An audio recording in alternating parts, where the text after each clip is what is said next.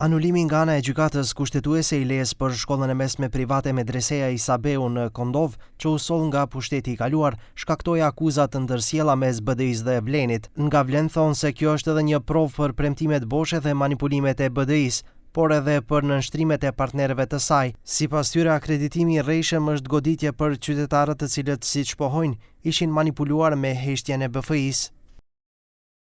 Ky është dështim personal i Ali Ahmetit dhe i klikës së tij që gjithmonë kanë luajtur me ndjenjat fetare të shqiptarëve, vetëm për interesa të ngushta politike. Sot doli e vërteta në shes se Medreseja nuk është akredituar kurrë në mënyrë të ligjshme dhe se BDI vetëm e përdori në përfushata, siç përdor çdo simbol, çdo ndjenjë, çdo nevojë të shqiptarëve për t'i mashtruar. Nga BDI vendimin e gjykatës kushtetuese vlerësuan si antikushtetues dhe, siç thonë, paraqet goditje të drejt për drejt ndaj lirisë fetare dhe dinjitetit të Bashkësisë Islame. Njëkohësisht e kritikojnë Vlenin për shkak se nuk reagojnë për këtë vendim. Në vend që të protestojnë ata heshtin, në vend që të japin dorëheqje ata justifikojnë, në vend që të mbrojnë qytetarët ata mbrojnë kariget dhe shefat e tyre.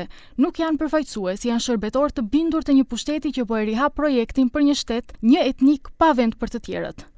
Pas vendimit të djeshëm të gjykatës kushtetuese, reagoi edhe Bashkësia Fetare Islame, prej ku thonë se janë të shqetësuar thellë dhe nuk pajtohen me vendimin e gjykatës kushtetuese. BFI do të pres pranimin zyrtar të vendimit të gjykatës kushtetuese, më pas do të analizojë dhe do të ndërmarrë hapa konkret juridik. BFI siguron nxënësit e medreses të qëndrojnë të qetë se BFI, në koordinim dhe bashkëpunim me qeverinë, institucionet relevante, faktorin politik dhe atë ndërkombëtar, ka ndërmarrë dhe do të ndërmarrë hapa konkret për të siguruar akreditimin e medreses.